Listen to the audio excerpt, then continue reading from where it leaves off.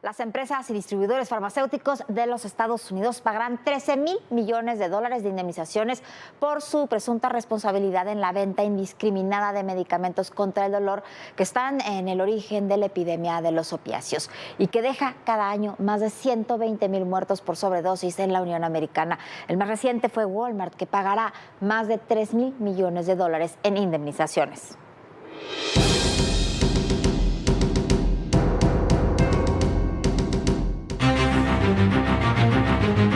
La crisis de salud pública por opiáceos en Estados Unidos tiene muchos actores. No solo se combate el mercado ilegal, las autoridades han puesto énfasis en castigar a las empresas que desataron esta pesadilla. La fiscal general de Nueva York, Leticia James, aseguró que la epidemia de opioides devastó comunidades en todo el país y que farmacias minoristas como Walmart desempeñaron un papel innegable en la crisis nacional al no regular las recetas de opiáceos en sus tiendas. Este martes, la fiscal anunció un acuerdo multiestatal por poco más de $3,000 millones con Walmart para resolver las acusaciones contra la empresa. Este acuerdo se suma al preliminar que alcanzaron a principios de mes las cadenas de supermercados CVS y Walgreens, que aceptaron pagar $5,000 millones cada una. Si bien continúan las negociaciones, ninguna empresa aceptó haber cometido irregularidades. De confirmarse los acuerdos, la suma procedente de los tres gigantes farmacéuticos minoristas ascendería a más de $13,000 millones, que serán divididos por estados, gobiernos locales y tribus firmantes. Los recursos se destinarían al tratamiento, recuperación y reducción de opioides. Se espera que el acuerdo obtenga el apoyo de los 43 estados requeridos para fines de 2022, lo que permitirá a los gobiernos locales unirse al acuerdo durante el primer trimestre de 2023. Tan solo el año pasado, la crisis de los opiáceos dejó 107,000 muertes por sobredosis, de las cuales más de 70,000 fueron por fentanilo. Datos de los Centros para la Prevención y el Control de Enfermedades arrojan que entre 1999 y 2020 murieron 564,000 personas en Estados Unidos debido a sobredosis por ingesta de algún opioide, ya sea bajo prescripción médica o adquirido de manera ilegal, muchos de ellos tras engancharse a esos fármacos con receta. El fentanilo es un opioide sintético 50 veces más potente que la heroína y 100 veces más que la morfina. La crisis por su consumo comenzó en la segunda mitad de la década de los 90. El problema lo generaron médicos y farmacéuticas que promocionaron de manera agresiva medicamentos analgésicos para el dolor. Uno de ellos es el Oxycontin, un opioide que se prescribía prácticamente sin regulación alguna. En los últimos 3 años, las muertes por opioides se dispararon a niveles récord. La mayoría involucran la demanda ilícita de fentanilo, que es fabricada en pequeños laboratorios, pero deja grandes ganancias a los cárteles de la droga. Autoridades de Estados Unidos detectaron que los cárteles mexicanos costean a sus integrantes carreras de química farmacéutica para adquirir conocimientos que les permitan elaborar ilegalmente el fentanilo. La Junta Internacional de Fiscalización de Estupefacientes reveló en marzo que proliferan nuevas fórmulas de fentanilo producidas por las organizaciones criminales. Incluso señala que están rescatando fórmulas de medicamentos que se desecharon en su momento porque tenían efectos secundarios peligrosos. Para ADN 40, Fuerza Informativa Azteca.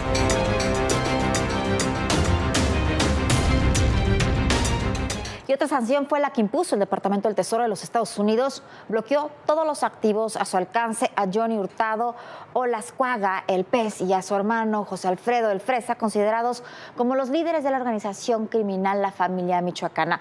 La OFAC ha incluido a los hermanos Hurtado en la lista negra por encabezar una organización dedicada al tráfico de drogas, principalmente de fentanilo y su variante, el fentanilo arcoíris, dirigido directamente a niños y adolescentes. Y el tema del fentanilo ilegal se radicalizará después de las elecciones en los Estados Unidos. Hay estados como Texas que insisten en declarar a los cárteles mexicanos como terroristas. Es el gobernador de Texas, Greg Abbott. El pasado 15 de noviembre invocó las cláusulas de invasión de la Constitución de Estados Unidos y de Texas.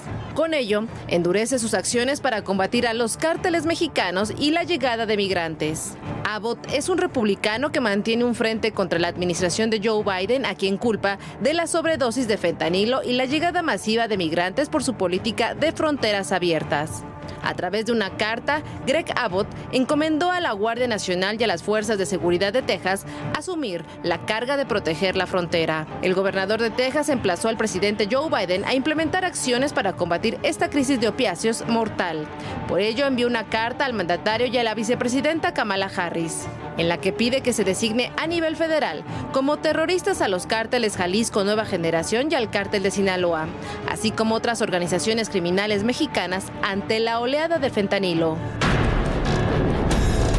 Recordó que a finales de septiembre su administración designó a los cárteles mexicanos como organizaciones terroristas y señaló que el fentanilo es un asesino clandestino.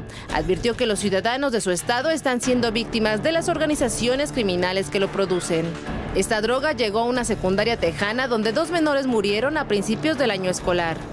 Desde agosto, la Agencia Antidrogas de Estados Unidos, la DEA, advirtió a los menores de edad y familias que los narcotraficantes hacen pasar las píldoras de fentanilo como dulces de colores brillantes. Este fentanilo, denominado arcoíris, es una de las drogas que más se comercializa entre jóvenes y es mezclada con otras drogas como cocaína o heroína. El espionaje y el petróleo jugaron un papel fundamental en la Segunda Guerra Mundial y México no fue ajeno a ese conflicto. Este es el segundo capítulo de Seguridad y Conflicto.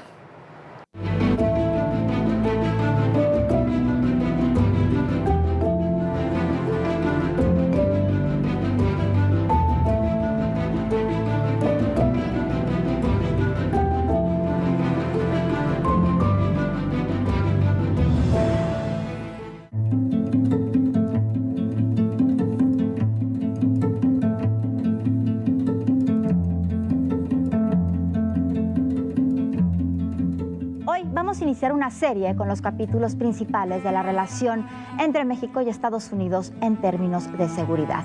El gran cambio se da en enero de 1917.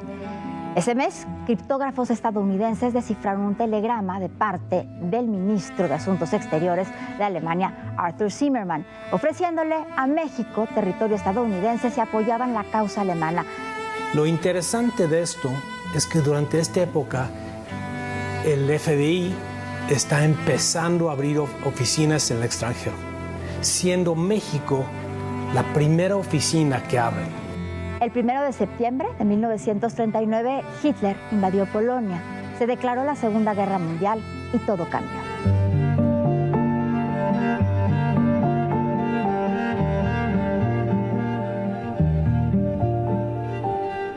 El 1 de septiembre de 1939, las fuerzas militares del Tercer Reich invaden Polonia y con ello se desata la Segunda Guerra Mundial.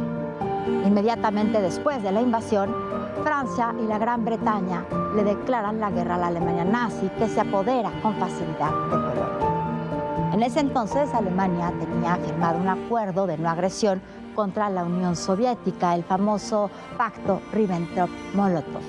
La Unión Soviética toma para sí una parte de Polonia, pero no se involucra en la guerra. Tampoco lo hace de inicio Estados Unidos, ni tampoco, obviamente, México. Pero eso no impide que ambos países trabajen intensamente en tareas de espionaje e inteligencia y sean aliados de facto contra las potencias del eje. Un punto fundamental en esos meses es el petróleo. El 18 de marzo de 1938, el presidente Lázaro Cárdenas había decidido expropiar las empresas petroleras extranjeras en México.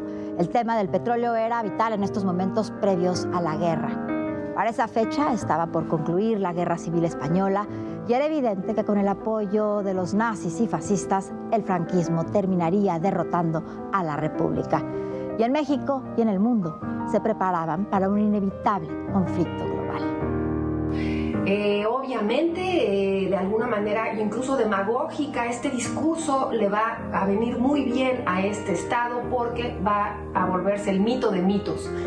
México es el único dueño, el Estado es el único dueño y se vuelve casi un pecado, es un vendepatria si se te ocurre decir que ese petróleo pudiera ser también extraído por las empresas privadas.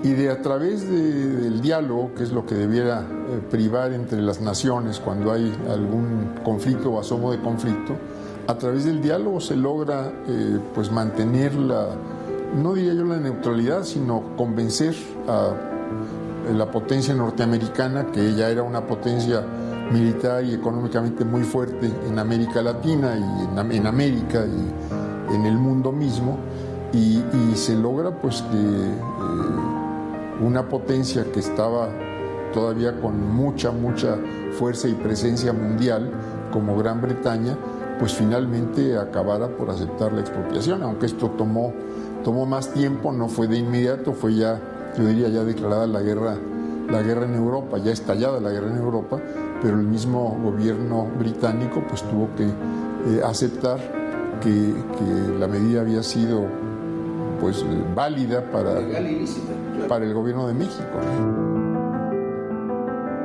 México vendió petróleo a todos los países, incluyendo a los del eje, aunque en aquellos años la producción nacional era pequeña. Sin embargo, al mantener la neutralidad, México tenía margen para también, y lo que era más importante, impedir sufrir una agresión alemana para quedarse con las reservas de crudo y otorgárselos así a Alemania o Japón. Una base de enfrentamiento con los Estados Unidos. Pero ¿qué pasa?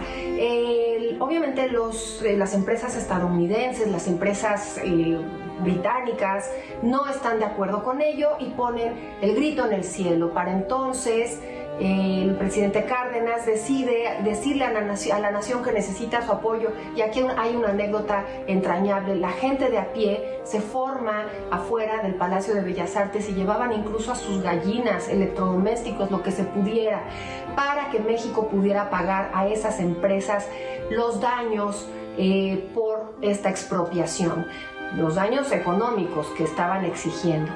Bueno, de todo esto hay que hablar del escenario geopolítico. Estaba a punto de estallar la Segunda Guerra Mundial y el eje estaba integrado por Japón, por Italia, por Alemania. Estaban buscando quién les proveyera de petróleo.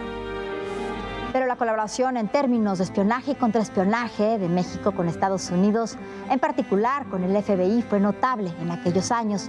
Finalmente, Estados Unidos entró en la guerra después del ataque de Pearl Harbor la mañana del domingo 7 de diciembre de 1941.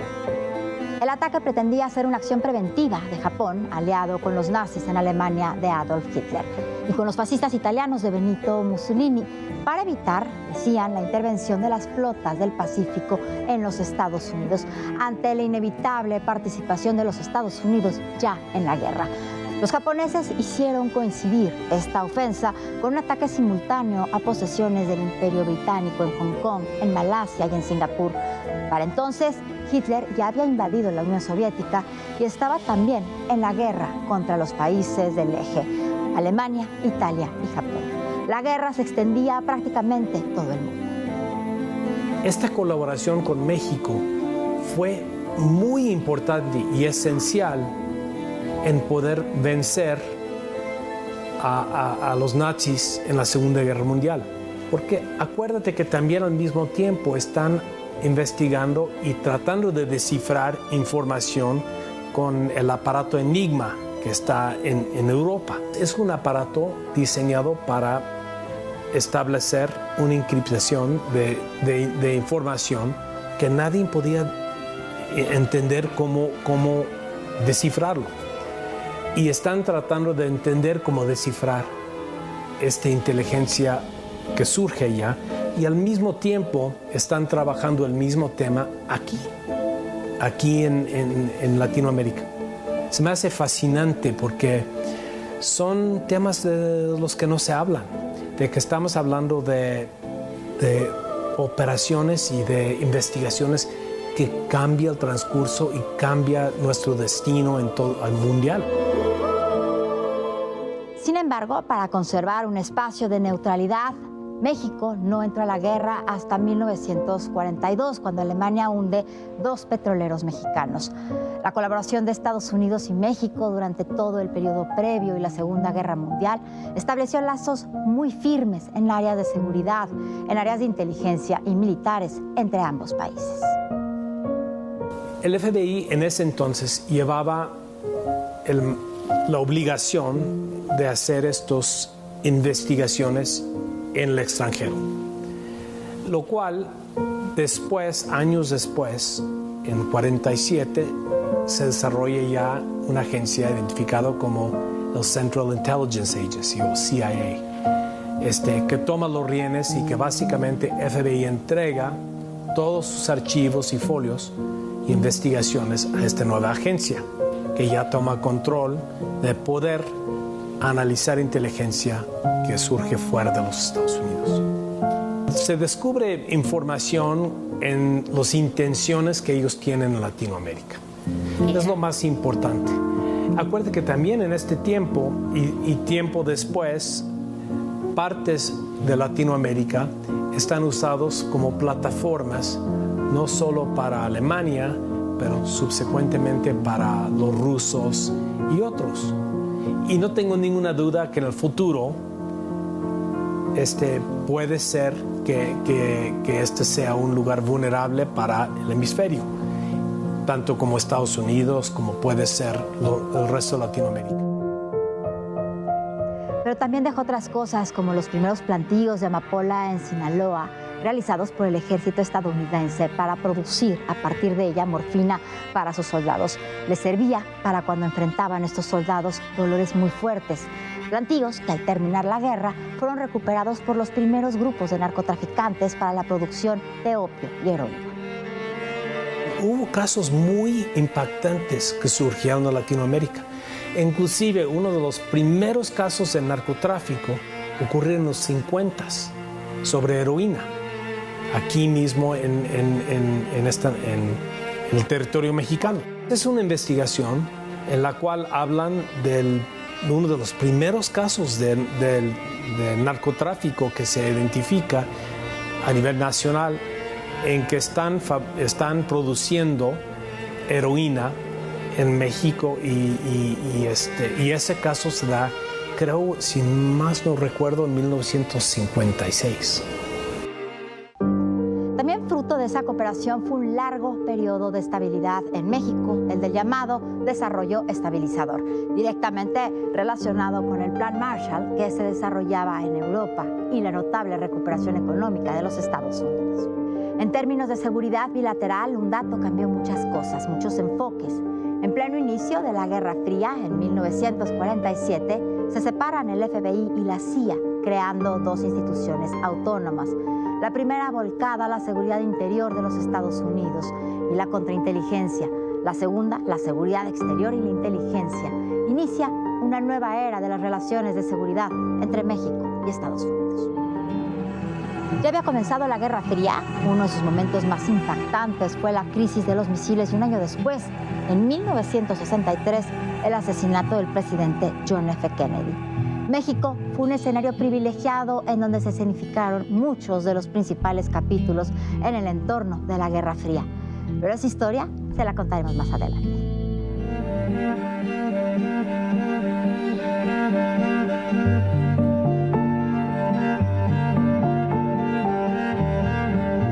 Esta historia continuará. Y usted puede volver a ver este capítulo, seguir el serial a través de nuestra página de YouTube. Ahí estarán disponibles los martes y jueves a las 6:30 de la tarde. Y por supuesto lo esperamos en un programa especial con este documental el próximo sábado 7:30 de la noche. Hay que ponerle un nombre, un rostro. ¡Te vamos a encontrar! ¡Te vamos a encontrar! ¿Y qué vienen todas las demandas internacionales? Una ciudad tan complicada como es la Ciudad de México. Ya llegamos a Aguililla, esta ciudad, la entrada a la Tierra Caliente.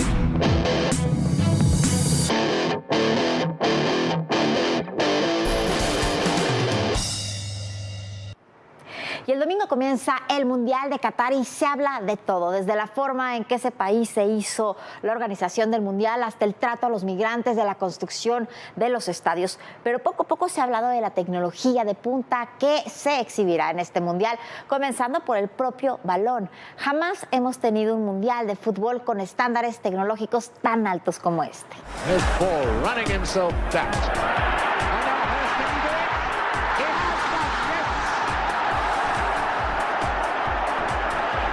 Outside and finds Valdana. He can't turn. Aragon is there. Right to the bottom. It is angled, but it is allowed. Should Juventus free kick. Well, there's an offside with Schillaci now. Does he almost end up on it? McShane lets it drop. It's Henry. Handball. Gallus puts it in the net. But there's the handball by Henry. Son imágenes emblemáticas de aquellos que jugaron y vieron un partido de fútbol sin los avances de la tecnología. Jugadas polémicas que marcaron la historia de este deporte y que hoy son anuladas con las innovaciones que llegan al Mundial en Qatar. Esta justa deportiva es el laboratorio de lo que el fútbol será en el corto plazo, con una enorme presencia de la inteligencia artificial. Para empezar, está el balón conocido como Al-Rigla, que enviará datos 500 veces por segundo para precisar dónde y cuándo se produce cada toque a la pelota. Y todos los parámetros serán enviados a la sala del VAR para deliberar sobre los polémicos fuera de lugar, o si el balón entró o no en la portería. Los jugadores estarán observados durante el partido por 12 cámaras instaladas bajo los techos de los lujosos 8 estadios. La vigilancia será permanente, con un seguimiento de 29 puntos del cuerpo de cada futbolista, unas 50 veces por segundo que determinará su posición exacta. Así que no más polémicas por un gol fantasma o por la mano de Dios. Incluso los jugadores tendrán acceso a una aplicación que tendrá información recopilada por analistas, cámaras y algoritmos sobre su desempeño en los partidos. Y como siempre, las recomendaciones de Jorge Fernández Menéndez para saber qué ver, qué oír y qué leer este fin de semana. Que ver un documental que es, ahora que viene el Mundial de Qatar, vale muchísimo la pena ver, porque no hay que olvidar, después de disfrutar, por supuesto, como disfrutaremos todos los que amamos el fútbol, que tenemos pasión por el fútbol, disfrutaremos el Mundial, se juegue donde se juegue, pero no hay que olvidar todo lo que gira en torno al Mundial y a esa institución que es la FIFA, la Federación Internacional de Fútbol Asociado, cómo se compraron los mundiales de Rusia y de Qatar, la corrupción, el negocio, todos los negocios sucios, y ahí hay un documental que es fantástico, se llama Los entresijos de la FIFA, se acaba de estrenar, vale muchísimo la pena verlo, porque además están todos los personajes, los buenos, los malos y los feos, entrevistados en el mismo. Muchísimo vale la pena. ¿Qué oír? Hay que seguir con la línea de Qatar y hay que escuchar a algunos de los que no irán a Qatar. Mire usted, una de las que no irá es la famosísima Dua Lipa. Dice que mientras no se respeten los derechos lésbico gay, no actuará en Qatar, no irá a Qatar. Otro que se le ofreció $1 millón por actuar en Qatar en la inauguración es Rod Stewart. También ha dicho que no irá por las mismas razones. Shakira tampoco irá, pero de Rod Stewart, que desechó, como decíamos, un contrato de $1 millón por cantar un tema en la inauguración de Qatar. Nos quedamos con varios de sus discos, es un histórico Rod Stewart, pero hay una colección que sacó, son 5 o 6 discos, que se llama American Songbook, de temas clásicos del cancionero estadounidense, que hace Rod Stewart de una manera extraordinaria, sobre todo para un cantante de rock y de pop tan peculiar como Rod Stewart. Incursiona de lleno en esto, y quizás esto ya tiene algunos años, pero quizás fue el que logró poner de moda esta idea de recuperar temas de viejos croners, de cantantes tradicionales, baladas del cancionero estadounidense, y recrearlas y transformarlas prácticamente en algo nuevo. Lo han hecho muchos desde entonces, hasta el pop. Bob Dylan en los últimos años se ha dedicado a eso, pero lo que hace Rod Stewart es fantástico. El American Songbook de Rod Stewart. ¿Qué leer? No le voy a recomendar uno, le voy a recomendar 3 grandes libros sobre fútbol. Hay muchos más, pero estos a mí me parecen particularmente buenos. De nuestro Juan Villoro, que es uno de los grandes, Juan Villoro, de los grandes escritores y cronistas mexicanos, un hombre que además ha escrito, hablado, trabajado mucho en temas de fútbol, un libro que ya tiene algunos años, pero que se ha convertido en el ámbito del fútbol prácticamente en un clásico. Se llama Dios es redondo.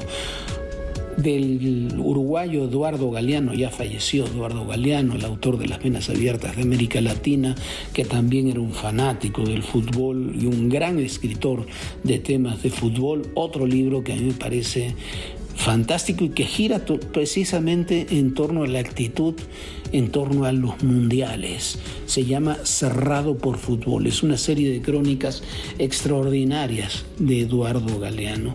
Y otro libro de quien es para mí personalmente el mejor en este momento, el mejor analista de fútbol que tenemos en español, que es Jorge Valdano, este hombre que además conoce el deporte por dentro, fue campeón mundial con Argentina, fue directivo del Real Madrid, técnico del Real Madrid, comentarista deportivo, que escribe un libro para comprender y entender lo que es el fútbol contemporáneo, que se llama El Juego Infinito. Esas son nuestras recomendaciones para ver, para oír y para leer este fin de semana. Viviana, amigos, en que comienza el Mundial de Qatar.